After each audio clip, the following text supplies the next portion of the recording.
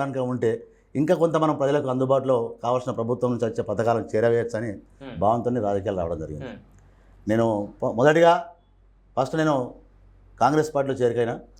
అది మన అప్పుడు పిసిసి అధ్యక్షుడు ఉత్తమ్ కుమార్ రెడ్డి ఉండే ఆయన ఆధ్వర్యంలో గాంధీ భవన్లో చేరికైనా. తర్వాత పరిణామాలు కొంత ఇక్కడ ఐక్యతగా లేదు కాబట్టి అట్లా ఆలోచించుకొని మన ఆర్ఎస్ ప్రవీణ్ కుమార్ ఒక మంచి మేధావి గ్రాడ్యుయేట్ అని తెలంగాణ బీఎస్లో కూడా ఒక 1000 మందిని చేరికైనా తిరిగి. తర్వాత ఎప్పుడైతే ఆర్ఎస్ ప్రవీణ్ కుమారు ఎప్పుడైతే ఆయన టీఆర్ఎస్కు అనుబంధ వ్యక్తి తావలు పంపిన వ్యక్తి అని తెలిసిందో వెంటనే దాన్ని గ్రహించి వీళ్ళు ఉంటే బాగుంటుంది. కొంత కాంగ్రెస్ పార్టీ అంటే బీదలకు సంబంధించినటువంటి పార్టీ మొదటి నుంచి ఉన్నది కాబట్టి కొన్ని బహుజన వాదనకు సంబంధించింది కాబట్టి రేవంత్ రెడ్డి గారు వరంగల్ సభలో రాహుల్ గాంధీ గారు ఏవైతే 6 గ్యారెంటీలు ఇచ్చిరో ఈ బీసీ రిజర్వేషన్ చేస్తామని, ఎస్సీ రిజర్వేషన్ కూడా వాళ్ళని బైబర్కేషన్ చేస్తామని వాళ్ళకి అనుకూలంగా ప్రకటన చేశారు ఒకటి.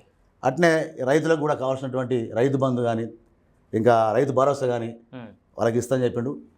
మళ్ళీ నిరుద్యోగ సమస్య నిర్మూలన చేయాలనే ఉద్దేశం కొద్దీ అది నిరుద్యోగులు కూడా సమస్యను తీస్తానని చెప్పగానే అంటే కొంత గవర్నమెంట్ రేపు ఏర్పడితే మాత్రం ప్రజలకు న్యాయం చేయగలుగుతాడు. సో కాంగ్రెస్ పార్టీ మేనిఫెస్టోనే మీరు దానికి మేనిఫెస్టోనే నాకు ఎక్కువ నచ్చింది. అది ఓకే, బహుజనవాదానికి బహుజనుల ఆశయాలకు దగ్గరగా అది నమ్మేది పూర్తిగా.